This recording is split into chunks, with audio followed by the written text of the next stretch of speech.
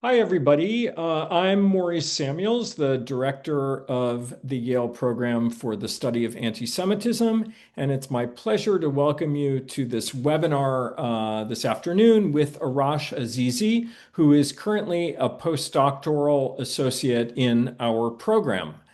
Arash is a historian of the modern Middle East and global history of the 20th century with a focus on social and political movements. He has a PhD from New York University and is the author of The Shadow Commander, Soleimani, the US and Iran's Global Ambitions, published in 2021, and What Iranians Want, Women, Life, Freedom from 2024. His upcoming counterweights, Iran, Israel, and the Battle for the Middle East, will be published by Public Affairs. He's the author of numerous academic articles and is a regular contributor to The Atlantic and other mainstream publications. Before coming to Yale, he taught at New York University, Clemson University, and Boston University. And we're very glad to have him here with us at YPSA this year. So his talk today is titled Iranian Jews and Patriotic Opposition to Anti-Semitism, 1950 to 1990. Before I hand things off to Arash, just a word about how today's session will work. He's going to speak for about 40 minutes, and then we will take questions from the audience. Please submit your questions at any time during the talk using the Q&A function at the bottom of your screen, and then I will ask him the questions during the question period. The chat function is disabled, and we will try to end right at 5 p.m. So without further ado, I will hand it over to Arash. Thank you so much. Let me just bring my page in here. There we go. Thank you so much for your kind introduction, and I'll get it right into it. I'm really glad to be able to give this talk. I've attended all these talks, this series of talks before, so it's great to speak here myself. The topic here is Iranian Jews and the what I call patriotic opposition to anti-Semitism.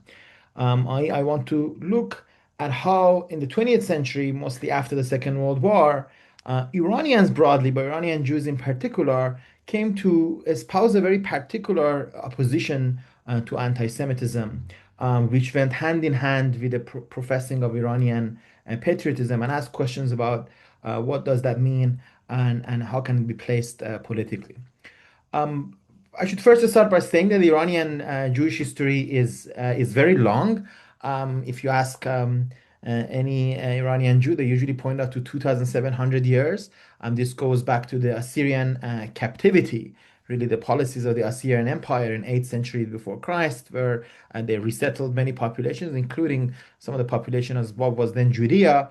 And of course, whereas Iranian Jews can have more recent origins here and there, but community as a whole traces itself back very long. And Cyrus the Great, as many of you no doubt already know, the sort of legendary emperor of the Persian Empire, the first Persian Empire, the 6th century before Christ, has an important role in Jewish history. You could say he's the most exalted non-Jewish character in the Old Testament, and of course his role in um, ending the Babylonian captivity and allowing Jews who were in captivity in Babylon to go back to Jerusalem to rebuild the temple made him very well-known figure in Jewish history, and later on it's sort of a hero in Zionist history, and in the relation between the two countries he's often mentioned. But it is all to say that Iran's Jewish history is sort of very rich and old. But of course today the topic of my talk is 19th century, although I can't help but point out to set the scene, I can't help but point out to the situation of Jews in Iran in 19th century. And what is the situation? I'm not an expert on this era, although I recommend Daniel Tsadik's book, whose title is also quite telling. But to some, basically, this is a situation in which Iran is very much a Shia state with Shiism, which is one of the two main denominations of Islam, has been codified into Iran's official religion since the 16th century by the Safavids and very much by the 19th century. This continues to be the case on the Qajar Empire, which is founded in late 18th century. And in this Shia state, religious minorities are relatively tolerated, but there are different forms of restrictions that they nevertheless face. And I had a list here of some of these restrictions that I had brought.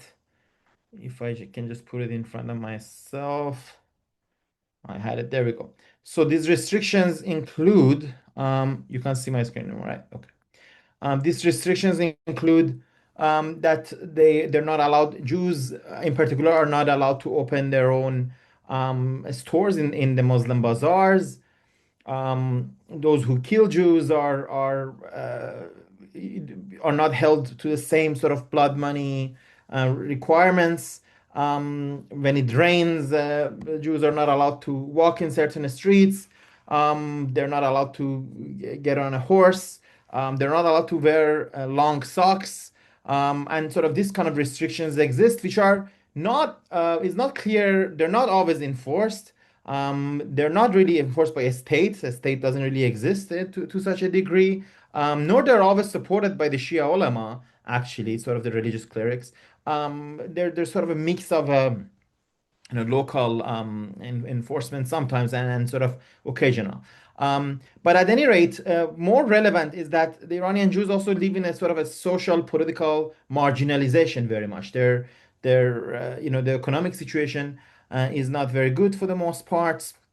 And I need to kind of get a jump to get to the 20th century quickly. But an example of this is when the Iranian king Nasruddin Shah visits Europe in 1873. It's a very famous foreign trip. He visits Paris, for example, and there he meets with many Jewish leaders, including Baron Rothschild and Crémieux, the founder of Alliance Israélite Universelle, this organization founded in France that worked to bring sort of enlightenment enlightenment focused education to Jews around the world. It had offices in Baghdad, back then part of the Ottoman Empire and very close to Iran.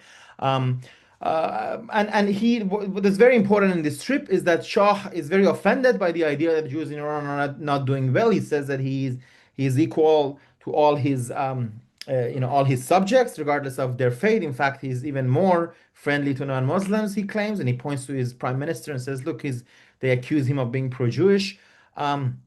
And he agrees that an agreement comes for the alliance schools to open in Iran. It takes a couple of decades for this to actually happen, but the alliance schools open and really in 1900 they open in Iran and really changed the face of Jewish education in Iran. And also as growth of sort of transportation and communication methods continues in the late 19th and 20th century, Iranian Jews are able to connect to other Jewish populations around the world. I should say in this trip that Nasruddin Shah also suggests to Baron Rothschild at some point that um, he says, and he sort of says it jokingly, that maybe if Jewish people are having problems in a lot of places, they should gather up, have some money, buy up some land somewhere, and start a new country of their own somewhere. Which is why some Iranians later sort of also jokingly refer to Nasruddin Shah as the sort of first Zionist. These alliance schools in Tehran, that picture on the left is from a slightly after 1900. The one on the right, is obviously from the 1960s. And I just wanted to show that they will come to include also the female population. And these schools are very important and they really changed the life of a Jewish community in Iran. But the 20th century, so Alliance, the first school opens in 1900. But really, the massive changes come in the 20th century, and a lot of what I'm about to say here is inspired by the work of Leora Stenfeld, who's a historian of Iran, and really focuses on history of Jewish histories of 20th century Iran. One important aspect of the Stenfeld's work actually is that he is very much a historian of Iran who happens to work on the Jewish communities, which sort of it raises the problematic of some of the communal or minority histories is that sometimes they don't see the broader picture of a country by focusing on a minority population. But Stanford doesn't do that. And as a result, he can see Iranian Jews as part of Iran. And that's very much the approach that I have as well myself. So I want to start here by talking about 1917, the Balfour Declaration, and what becomes Iranian Zionism. So Balfour Declaration, of course, Zionism as a movement has gone on before that. The first Zionist Congress is in 1897 in Basel. Um, it had already happened quite a few congresses. Theodor Herzl is long dead by now, but it's really the Balfour Declaration of 1917 that becomes a big global news because Britain is now has in backing for the Jewish home in Palestine. And the news of this really comes as some of a miraculous type event to many Jewish communities around the world, including those in Iran. Rabbis declare it from the synagogues in Hamadan and other places. Is a telegram from a Jewish, a Zionist a group in St. Petersburg, Russia, is the how Iranians hear it for the first time. And the Zionist Association starts opening in Iran. It opens branches in Tehran, the Iranian capital, and about a dozen other cities all around the country. They publish a newspaper called Ha-Geula, which is published in, I apologize here, there's a bit of a typo. In Judeo-Persian is what I meant to say, which basically is Persian written in Hebrew alphabet. Zionist Association organizes Hebrew classes, and an Iranian representative goes to the Zionist World Congress in Carlsbad, Czechoslovakia. It's today the city of Karlovy Vary in 1921. Now, what is really distinct about Iranian Zionism? I'll keep this slide here and talk about that. Is that the gist of it is that you can say, I'll say a few things about it. Um, First of all, the first thing to get out of the bag is that it says Zionism is a great idea for people who have a very particular problem, and that's the European Jews, but not for us. Now, I told you the conditions of Iranian Jews in the 19th century was far from rosy. Um, but things have quite changed by now, and the very idea that Iranian Jews need to go somewhere else, other than Iran, where they belong, is not really welcome. They see themselves as a very rooted community with a very long history, and as advent of Iranian nationalism in 1920s. Had really sort of continued really even before that from the early 20th century and the constitutional revolution of 1905 1906. Iranian Jews very much defined themselves part of that. The communal leadership defined themselves as part of that, and the economic conditions start to improve rapidly, and that's really the key. So no longer, while in 19th century you have Jews often in the small cities, most of them are not in Tehran. They are often sort of impoverished, and really not in a good condition. This really it starts to change quickly, and it will change rapidly throughout the 20th century, as people like Stanfield have shown. It changes rapidly, and it becomes sort of a middle class dominated community by 1960s, I would say, 50s and 60s. And also one in which majority would live in Tehran and a few other big cities. So this is the sea change. So Zionism is a great idea, but not for us. By which I mean that they are interested in this new, what they see as a sort of new movement of Jewish modernity. They're interested in the idea of Jews as a nation. They're interested in the idea that their fellow Jews around the world, they have some sort of a communality with. And they're happy to support this new Jewish community in Palestine in some ways, to learn more about it. So if you read the issues of Hageulah, a lot of it is sort of information as to sort of what is happening there. But primarily, well, there are groups. Of course, there are Iranians who moved to Palestine and then later Israel. By some estimates, something like 20% of the community perhaps moves by 1950, and mostly actually in that very short period of after the foundation of the state, mostly for economic reasons. A lot of them don't stay in Israel, and they come back either to Iran or they go to other places. As a whole, Iranian Zionism is not really a movement of, we need to get out of here. And even on the Zionist side, for example, in 1947, when the UN Commission is in Palestine, the group that is called Sephardic and Oriental Communities, which is advocating on behalf of Jews of Middle Eastern origin, sort of points out that in Iran and Turkey, Jews are not sort of in a grave danger. So there's not they don't see them as sort of candidates of wanting to move to Israel. There's also a lot of challenges of moving people in those early years of the state. So on the other side, this situation is also acknowledged. But Zionism is actually very important for Iranian Jews, as a sort of a modernizing movement that it introduces a lot of people to politics, as I said, to the idea of nationality, is very important for the women's question, right? Because the very fact that they can see there's a lot of female Zionists, and that this new society in Palestine is led by these a lot of these socialist parties, and sort of other movements in which women have a very prominent roles, in a situation in which in Iran this is just starting to change, and there are important feminist and woman, female associations already in the 1905-1906 revolution. They're growing throughout the 20th century. This becomes very important in the Jewish community, and it starts to have an effect. They also will start to have a contact with the Zionist movement, because the Zionist movement is present in Iran from the 1930s. Certainly, the Jewish Agency starts opening an office, and Solel Boneh, which is a construction company linked to the Trade Union Confederation in Jewish Palestine at the time, the Jewish community in Palestine, starts to have gets a lot of contracts in Iran in the 1940s, and so the Jewish community can meet there, and there's tons of stories of what this encounter means. So the Zionism, the reason I speak about Zionism here is that it's a very important role in politicizing, if you will, the Jewish community in Iran, making them into a political subjects, right? So with publication of newspapers and all that. But the Second World War does that on a much grander level. The Second World War, which of course starts in 1939. Let me get a couple of this bit of a pet peeve, couple of absolute misnomers about Iran and the Second World War out there. One of my favorites, which is that repeated in many books and has absolutely no relationship to truth, it's just entirely baseless, is this idea that the Nuremberg laws exempted Iranians the Iranians were exempted from the Nuremberg laws because they were considered to be Aryan. As anyone knows, this is a very strange thing to say, first of all, because Nuremberg laws don't actually even mention the word Aryan. They mention German and kindred blood. And Iranians are not part of this, but this is part of this grander mythology that somehow the Iranian king Reza Pahlavi was pro-Nazi in the 1930s. This is not really true. Iran has relationship with Nazi Germany. There's tons of German presence in Iran before the Nazis take power and after economic presence, but that's also true with many other countries. But actually, the king of Iran does not have pro-Nazi sympathies. It does not sort of secretly support the Axis. When the war begins, it professes neutrality. Many Iranians, however, do support the Nazis in the war, and many Iranians also support the Allied.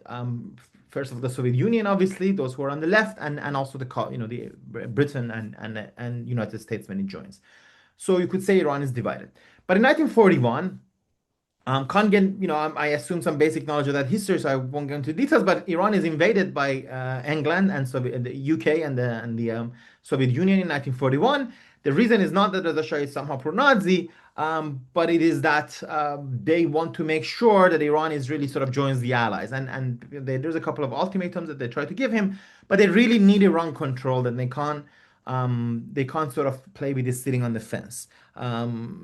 Anyways, they really need Iran to be in the war on the side of the Allies, and Iran plays a tremendously important role in the war by many estimates, as Jennifer Jenkins, Canadian historian, American historian, says, is the most important non-combatant theater of the war. But it's also politically, this invasion becomes very important for Iran, because Reza Shah was a very authoritarian figure. He is gone, so soon Iran really becomes a semi-democratic state. The parliament, which had been suspended, starts having free elections, particularly after 1945 when the occupation forces leave. Newspapers are allowed a lot of freedom. The Tudeh Party, the Communist Party of Iran, is founded in 1941. There was another communist party that had been sort of suppressed and is destroyed in the 1930s, but it opens in 1941. This is very important for our story, as I'll say below, because the Tudeh Party opens its door to Iranian Jews, which were not allowed really membership in a lot of other organizations. So the war also internationalizes the question of Iranian Jewish life and links it to the war. Some Iranian Jews are not harassed because they're Jews, as their growth of different sort of fascist mobilization in society. There are many stories of people who tell them, well, once Hitler comes, we'll come, and invades Iran, we'll come get your things. things like this. Sort of it goes through these harassments. At the same time, there's a very big anti-fascist mobilization where people want to be part of, they're very proud of Iran's role as a bridge of victory for the Allied struggle. Um, Now, on the right, the growth of anti-Semitism, different forms of anti-Semitism grow. Pan-Iranism, which is a nationalist tendency, which is irredentist basically. Its whole claim is that Iran has lost a lot of land the last 200 years. It should get it back. It's also racial. It believes Iranians they have this very funny language that the true Iranian Aryan race is people with broad shoulders and tall and which is I'm saying it's funny because of course the population of Iran is not always like that. It's very diverse. We have Iranians of sort of every kind. But at any rate, pan-Iranists are anti-Semitic. They're also very anti-Arab, which means that they don't really take a position on the Palestine conflict between Jews and Arabs as much. But that's a different topic. But they're very much anti-Semitic in their rhetorics. This is a pan-Iranist pamphlet from 1947, very typical, by the way. It's not that I found this one line in a pamphlet. Every other thing, every other page they talk about, they're very anti-communist, right? So they hate what they call Bolshevik ideas and they hate Jehudi ideas. Jehud is a derogatory term for Jews in Iran, which is here very widely used, unfortunately. Pezeshkpur, the leader of this group, talks about, Jehuds and Jehud-like people. As it's the norm in a lot of places, they attack everybody they don't like as Jews, including Foroughi, the legendary Iranian prime minister, who they claim is of Jewish descent. And they also have this story, right, that you can see in this quote, that the Jehud have this massive power and wealth. It's because they're helped by Anglo-Saxons. So to be anti-British is also very popular there. So pan-Iranists are anti-communist, which means anti-Soviet. They're anti-British, and they're anti-Jewish, and they see this as sort of all linked. This obviously has an effect on the Iranian Jewish community. Pan-Iranists also have this tradition of beating up communists, right? So there's a lot of physical fights in high schools, and universities, University of Tehran, which is sort of just starting to become a political place, and political meetings. So they also have that aspect of fascism. And there's an outright Nazi party, Sumka, opened by Davud Monshizadeh, who was actually a member of the German Nazi Party during the war. It's called Sumka, is Persian acronym for like Iranian Social Nationalist Party. So it's very much a Nazi party. Pan-Iranists are not a big fan of Hitler. That's not a big part of their thing, but the Sumka is. And mind you, this is after Hitler has, of course, killed himself in 1945, and so it's a post-war form of Nazism. And interestingly enough, so this is a quote from a very leading pamphlet from Monshizadeh that I translated. It says, "What is the Jehud doing among us other than selling our blood? If Jehud want, they can build a state for themselves. We'll have a right relations with the state of Israel, but we won't let the Jehud be Iranian or become Iranian."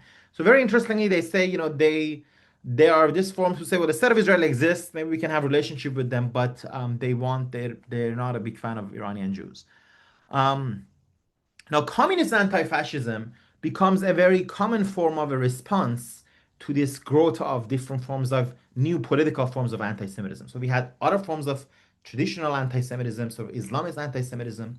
There are also new form of Islamist anti-Semitism that really didn't, I'm not really talking about here, just because, I have 40 minutes, and I think these other forms are more important because they are very much, the Islamist anti-Semitism often is talking about Palestine, but these forms of anti-Semitism, they very much like to attack actual sort of Jewish progressives, particularly, who were organized in the Communist Party. So there's a lot of sort of physical fights, and the Tudor party, as I said, accepts Jewish members. It's sort of pioneering in that. It also accepts women as members, but in that it is also pioneering. 25% of leadership becomes Jewish at some point. And in Iran, communism really starts to grow not just on the basis of leftist ideas, but as the Soviet Union, just in the northern borders of Iran. Of course, it's in Iran, but it's also winning the war. And the Battle of Stalingrad really has a sort of a global history here. But you have to remember, it's just a few hours from Iran and Stalingrad, right, in the Volga region of today's Russia. And it has a huge effect on Iran. So the idea is that communism is this global army that it's winning. So Tudeh really grows. It becomes the most important political party in Iranian history. It has tens of thousands of members. It has lots of Jewish members. And here I want to talk a bit about the Iranian Jewish members of Tudeh and the kind of politics that they espouse, including in their countering of anti-Semitism. So they opened this, what is called Culture and Social Society of Iranian Jews. I claim this is basically a Tudeh front. As it goes with fronts, it's not always easy to prove. You don't find somewhere that it says linked to the Party of Iran. But if you look at the themes of the newspapers, you look at people who write for it, you look at the political positions they advocate for, who it supports for the parliament, it's clear that it's very much a Tudeh front. It's linked, it's one of the many mass organizations that Tudeh party has in that period. But let me start. So I want to basically talk about for the rest of today, I want to talk about this society and in particular its papers, Bani Adam. And I don't have a lot of dates in here, but Bani Adam really comes from 1951 to 1953. So I'm mostly talking about this period. First of all, what's in a name? The name Bani Adam itself is very important. It means the humankind. But why would they call it the humankind? Because it's an allusion to one of the most well-known verses in Iranian poetry by Sa'di, Iranian medieval poet, which says, it's a very famous poem. If you visit the UN now, there's the Iranian rug donated by Iran, in which that verse is there. It says, humankind, so I don't have the poem here, but it basically says, humankind are all a family, and when one part is hurt, the other part is hurt as well. So it's sort of a message of global humanity and solidarity and oneness of humanity.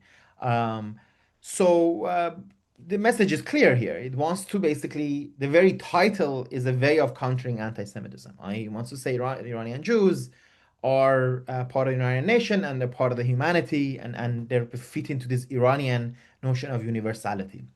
Um, of course, this paper comes out in Persian, and who is the audience? The audience are the Iranian Jews, but also Iranian non-Jews. Clearly, it wants to be a window of Iranian Jewish society, so it does this sort of double work. So the very coming out of the paper itself is this project of countering anti-Semitism in new ways.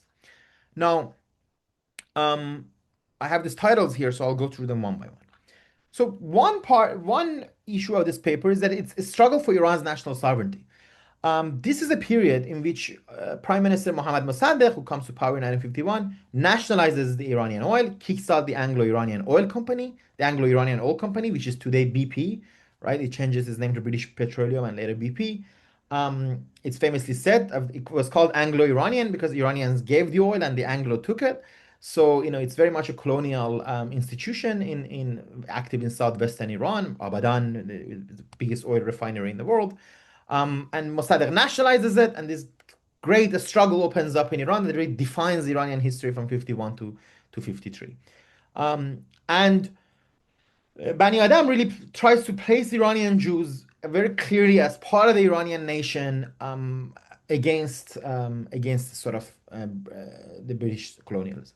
So it uses, these are direct quotes, all my translations from the paper. Patriotic Iranians use Iranian-made products to fight poverty and the current strange and overblowing class differences.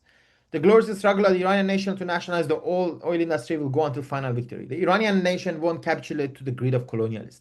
So one mode of this Iranian Jewish politics is to affirm a sort of Jewish participation in this broader Iranian nation, and it has a huge effect. There's tons of testimonies from the time that says, whereas Iranian Jews were seen by some, and particularly painted by anti-Semites as foreign, as friendly to foreign interest, this kind of rhetoric really comes to challenge that and change that.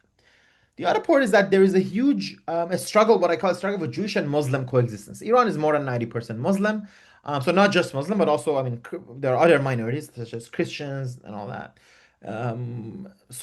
But Muslim is the primary one, obviously. So before we get to the Islam part, though, they always they celebrate Nowruz, the Iranian New Year, which is not Islamic. This is in March 21st. And they call it, so it's a Persian New Year. So New Year is a year of bearing fruit for the sacrifice of the Iranian nation. Iranian Jews will stand with their fellow Iranians. In Nowruz, they sort of affirm Jewish inclusion in the Iranian nation. But they also always have they always have a olive branch extended to Muslims in different way. Yom Kippur is often mentioned to Tasu'a, the day of Shia mourning. Qadir Khom, which is kind of I would say, a little hardcore Shia celebrations. It celebrates the day Prophet Muhammad anointed Ali as his successor, right? So it's a very Shia, not just Islamic, very Shia celebration. Those of us like myself who are descendants of the Prophet Muhammad traditionally will get a little coin from our grandfather, as I always did on this day. So it's sort of very Shia core, and Bani Adam, in fact, in the first issue celebrates it, and so it's an important gesture. And you have in the pages of it, you see things like a poem by a Muslim. So it's a young Muslim reader who says he was so affected by reading about the bad condition of Jews in Iran, he wrote this poem, and it says, "Iranian nation, this is a problem, should be a problem for all of us." It also counters anti-Semitism directly in a number of ways. So one of the most fascinating cases is the response to the Mufti of Jerusalem. Now, you know the Grand Mufti of Jerusalem, a very controversial figure for the role he plays in the 1930s. During the war, the Mufti, of course, meets Adolf Hitler, visits concentration camps, does sort of anti-Semitic radio pronouncements from Baghdad when there's a anti-British sort of nationalist regime there in 1941 for a few months. When that regime is overthrown, Mufti actually flees to Iran. He has to flee Iran as well. By this point he's in Beirut, but he gives a very after the war he continues advocating for Palestine, of course, after Israel was founded, but he also, he continues this sort of anti-Semitic themes. And he has an interview with Kayhan newspaper, which is Iran's newspaper of record, really attacking the Jewish population. And Bani Adam does a very large answer to Mufti. It writes a couple of articles to answer the Mufti, and it does so very interesting. It doesn't just sort of say, well, why are you saying this? Jews are not bad people. It does so on a very political way, and it tries very hard to dispel the points that Mufti had said. And it basically, so that could be an article of its own. I've written about it in some of my published articles. But the crux of the matter, it says Jews and non-Jews should unite to build true democracy and freedom without exploitation and oppression of national and religious minorities. So as opposed to saying just defending the Jewish community, it fights for Jewish inclusion in the Iranian nation as a whole. That's why I call it patriotic opposition.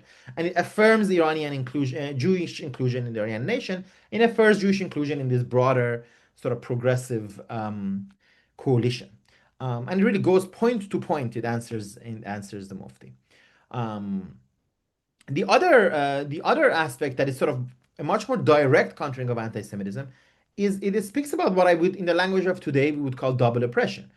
It speaks about, okay, look, in Iran, we're all oppressed, we're all fighting against British colonialism, we're all fighting for certain things, but Jews are oppressed in their own ways. It doesn't shy away from pointing that.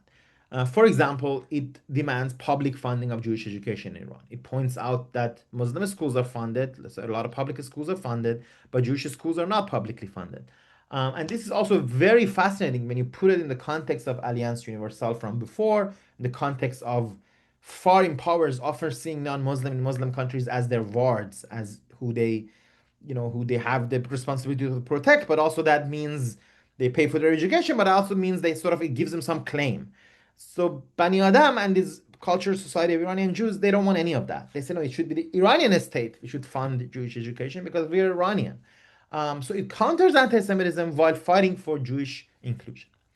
And it often, again, we see this, I've translated this part, it says, stop the divisive propaganda, installing the Jewish minority is the closest collaboration with the enemies of the Iranian nation. It basically says, look, if you attack Iranian Jews, you're dividing Iranians and you're helping our enemies. Um, Again, it's a defending the Jewish community, countering anti-Semitism by inclusion, um, and by pointing out that it's not bad for the Jews, it's bad for the Iranian nation as a whole, right? This is very important distinction in fighting anti-Semitism. It's not that it's just bad for the Jews, it's bad for everybody. Um, and it really goes to point to Iran's long history of Jews, and this becomes very important. Because there's always this story, of course, conspiracy theories about, Jews are behind this, Jews are behind that. If you look at papers at a time, a lot of it is there. What I showed about pan-Iranists should be illuminating, right? So the pan-Iranists are the best example of this because, they have Jews as agents of Anglo-Saxon imperialism and this and that. There's always lurid stories about the Jewish militias, Haganah and Irgun, operating in Iran, which wasn't true at all. These are groups that are active in Jewish Palestine, who later in 48 they become, in June 1st, 1948, they become the Israeli Defense Force, IDF. But there was this lurid stories about them that they're sort of active in Iran and they're behind everything that happens, and so they're linked to the Iranian Jewish communities.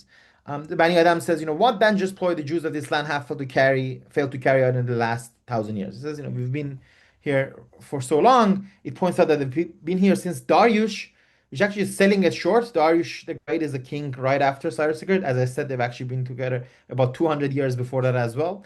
But he also says that they fought for the independence of Iran together with their fellow compatriots. So it's very much not, we're not here as guests. We're not foreigners, as was often said.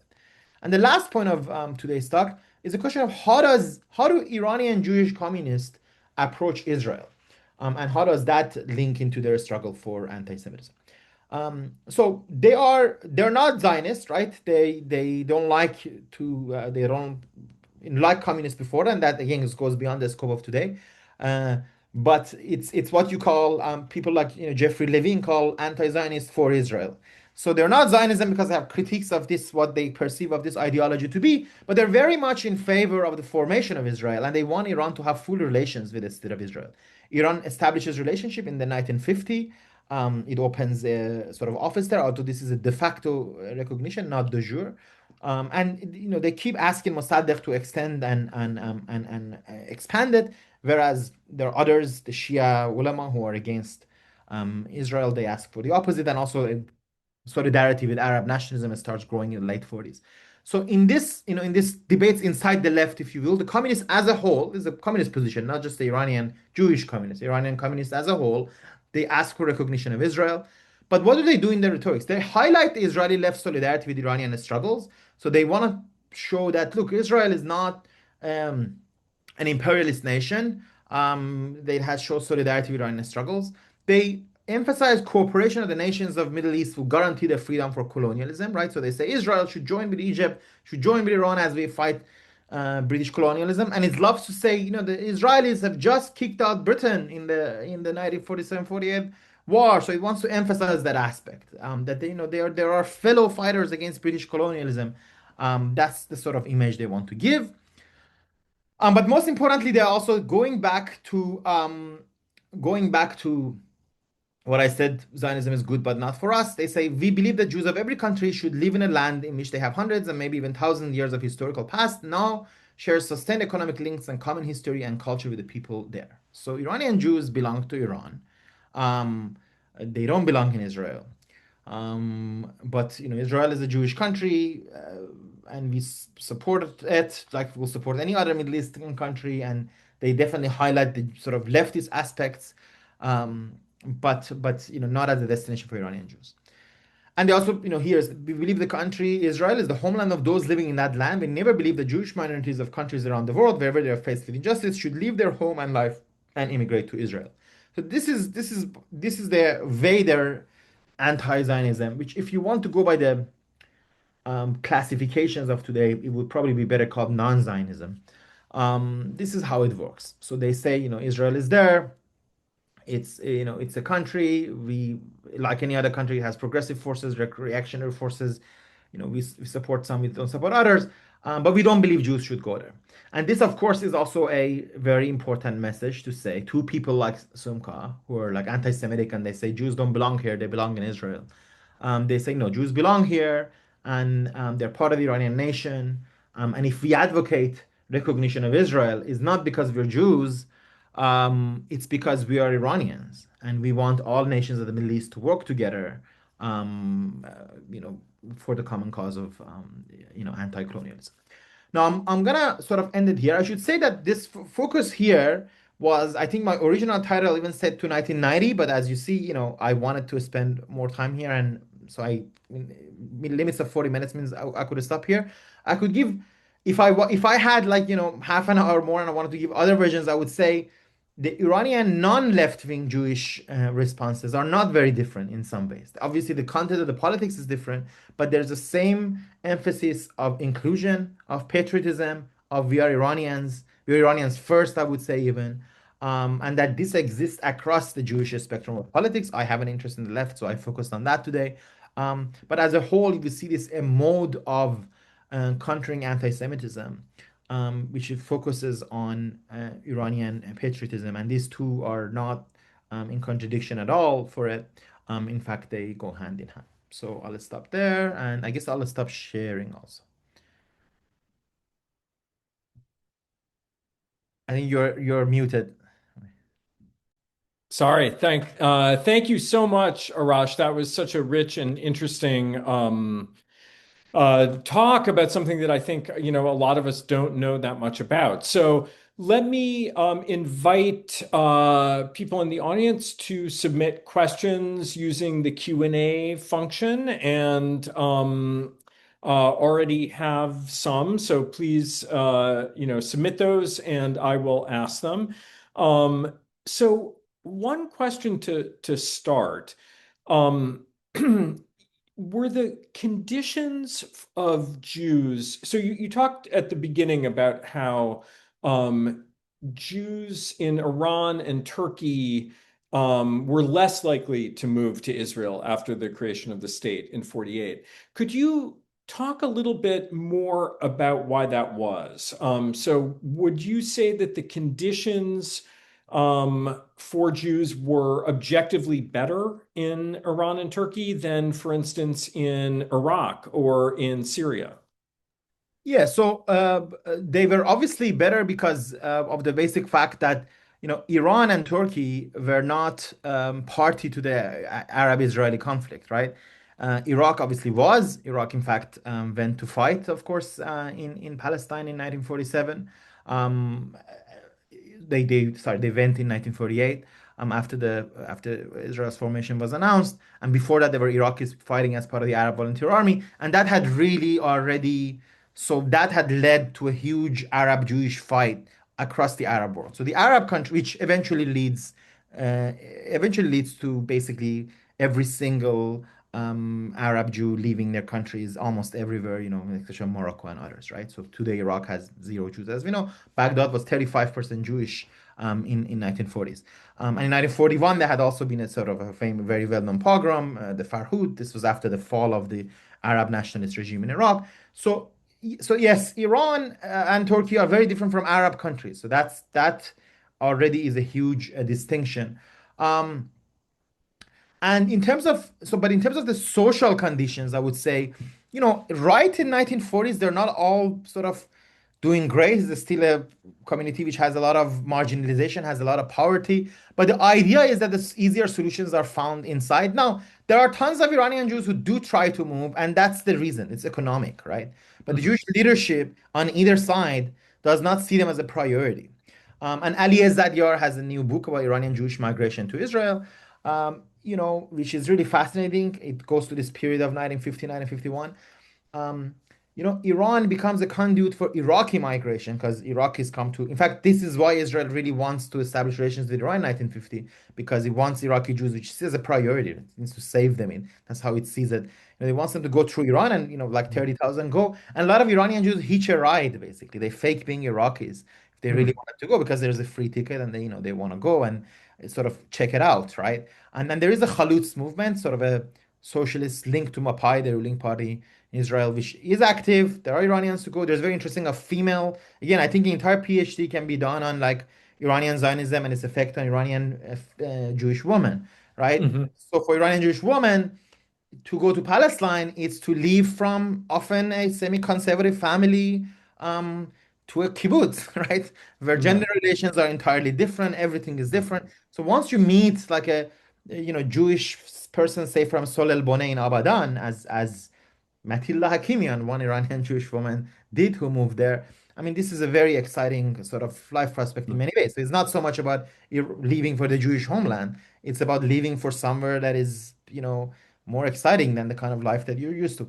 So there is that, but the reason it wasn't a priority is that there's no huge, there's certainly no pogrom, there's no huge fight. And Mhm. the pan-Iranists and others that I spoke about, this is very political targeting. So yes, they beat up Jews, but they really are beating up Jewish communists mostly, right? So Hmm. it's not sort of attacking random Jewish neighborhoods so much. It does happen from time to time, but it's really political in nature. Okay, so there's a long kind of question and comment from someone whose family fled from Poland via Tehran during the war. I know Mr. Lando very well, and I'm very glad to see him here. Oh, fantastic. Love the Okay, good. story, and So yes, you know his father published a book. Well, it's a memoir that his father wrote that has now recently been published. I So have read. Yes, that you've read. Okay, great. So he, a few things, but mentions a very prominent Rabbi Itzhak Levi, who helped support the kind of impoverished Iranian Jews.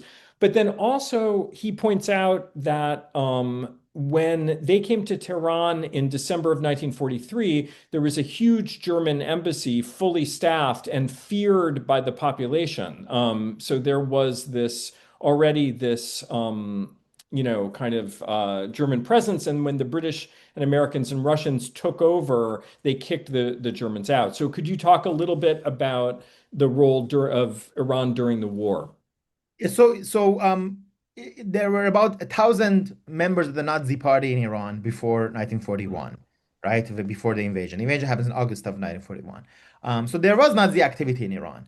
Um, if you look at the roof of the Tehran railway station today, you can see, if you look really closely, you can see the swastikas that the German technicians had left, as sort of their souvenir when they were building the railways there. They had a role. They were part of a Danish consortium actually. So look, so there was Nazi presence in Iran. There was also some sympathy for the Germans in the war. But the sympathy, which also existed in India and other countries, was simple. People wanted to support the enemies of Britain, which had been the country that had a colonial role in Iran. But unfortunately, it did go over to fascist sympathies. But as I said, there was also anti-fascist sympathies and mobilizations. So the role of Iran, as I see it, is that Iran becomes what the term at the time was bridge of victory. And there's one particular bridge that is Mhm. this name called the Veresk in northern Iran. But really, Iran as a whole becomes bridge of victory.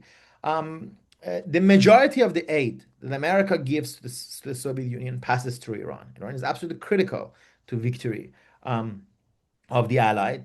And the communists obviously celebrate this fact. And communists is not just six intellectuals, right? The Iranian Railway Union says, we fought for the victory of a free world. And that's when 1945, when the UN is founded, Iran becomes a founding member. So the war, this is one of I'm very interested in this, and I've sort of talked about a lot about this in the Iranian public sphere. There's one narrative of the war in which Iran is seen as a hapless victim. One more time, big powers come and occupy Iran. There is aspects of that, right? Iran is occupied after all without decision of its own. But I, as an Iranian, actually see it as a very proud moment of Iranian history, where Iran is able to join this grand alliance of nations against Nazism. Um, and also, this also means another aspect of Iran's role in the war that is both social history and related to Jewish history is that Iran, of course, becomes a site of Holocaust survival. Mhm. One place where European Jews obviously are trying to go wherever they can. There's tons in Shanghai, right? There's in Latin America. Iran is one place. So, for example, the band Jolly Boys, with my colleague at the U.S. Holocaust Memorial Museum, we've worked on this a lot. We've produced sort of a documentary about them. It's a Polish Jewish band which was comes to Iran in 1939 before the war, and it stays, and that's how they survived the Holocaust. Mhm. After the war, some end up in America, some end up in Israel, but the members of the band who stay in Poland, unfortunately, are all killed in concentration camps. Mhm. Yeah. So this is also an aspect, and of course, Tehran children, as the George Lando's father, that the story goes. I mean, that is also related to this. Tehran is a group of Polish Jewish children who come to Iran and who are they're basically from very young they link with Jewish and Zionist institutions, and they all are moved to Yeah. Palestine. Yeah, Yeah. But there's that book by Michal Dekel, Deccan. I think, Right, right? Yes. Yeah. right behind me. Yes, somewhere Yeah. there. Yeah. Yes, Yeah. Tehran Children by Michal Dekel. It's an Yeah. excellent book that I really recommend, which is the story of Yeah. a story of this children Uh, and how they. All right. So a bunch more questions. I'm gonna keep us going. So how a few questions about just the nature of the Iranian Jewish community today. So, how big is it? Where are they concentrated? In which cities? Are there prominent Jews in Iran who hold, positions in government, universities, other things like that? Yeah, so Iran continues to have, the Iranian regime, of course, has very discriminatory policies toward non-Muslims in general and Jews in particular sometimes. It's, of course, the only state in the world in which Holocaust denial is effectively a state policy. The supreme leader of Iran does it. So, there's a lot of negative facts like that. But Iran has, despite 40 something years of a, anti-Zionist sort of regime, has kept its Jewish population. Now, a very small portion of it, because there were 100,000, more than 100,000 before the revolution in 1979. Today, this number is always contested. My answer is between 10 to 30,000. And this is important because who are we counting as? These are people who either live in Iran full time or, let's say, visit once in a while. The Iranian Jewish community is the only Eastern, like Middle Eastern Jewish community in which majority of which does not live in Israel. So the majority lives in United States, in LA and Great Neck, on Long Island, and other places, of course. But these are two biggest sort of concentration. And there's some in Hamburg. There's some in Milan. But inside Iran, Tehran is the biggest, and then you have Esfahan and Shiraz and Rafsanjan. One good way of knowing who are the Iranian Jews, and a number of them, is to look at the parliamentary elections where a good number of people vote. There is one Iranian, and this also gets to the second part of the question. So there is one Iranian Jewish MP. Iranian parliament since 1906 has had reservations for a few religious minorities. So there's like a couple for Armenians, for Syrians, and there's one Iranian Jewish MP. There's always been one, and there is one now too.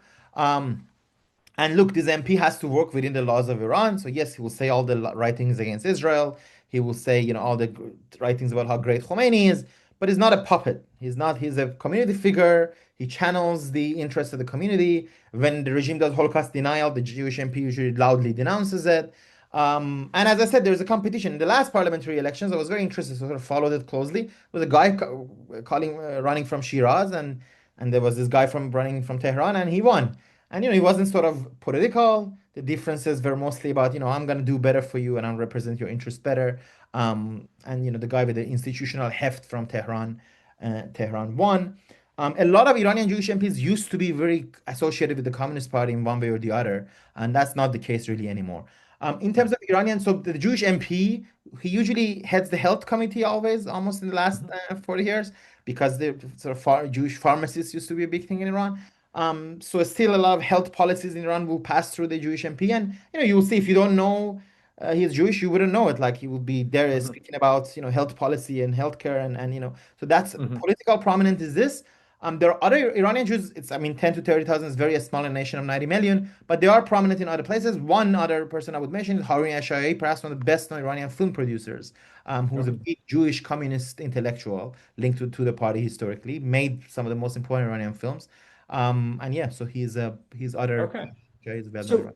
So great. So a question from a student who writes that in the past couple of years, a narrative has become very influential on college campuses, including Yale, that Israel is a product of Western colonialism, a one-sided project imposed by whites on the Middle East.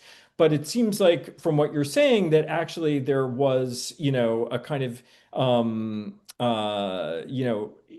internal to the Middle East immigration to Israel. So wondering if you can comment on that. Yeah, well, so not really ready to talk, but I'm happy to happy to talk about it always. Look, and so if I answer very briefly, first of all, the Zionist project was not led by Jews from the Middle East. I mean, that's a fact. It was led by Jews from Europe almost exclusively. Much of the Zionist leadership in 1947 was from Europe.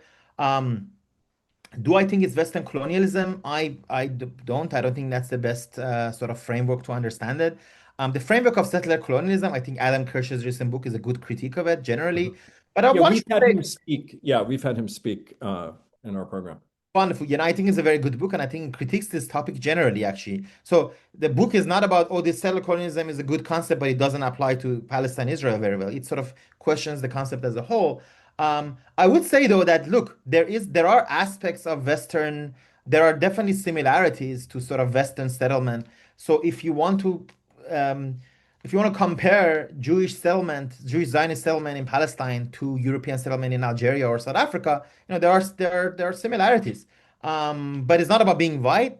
And also the differences are also very important. First of all, there's Jewish connection to the land, right? So these people are going somewhere where they have a historical connection. They also don't have a metropole, so they're not representing a European power there.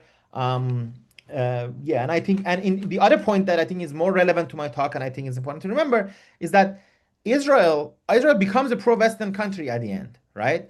In the Cold War, right? But it is not a pro-Western country in 1947, 1948. So if Iranian Jewish communists could say all these things about Israel, it's because they have hope that it can be perhaps even become be pro-Soviet, right?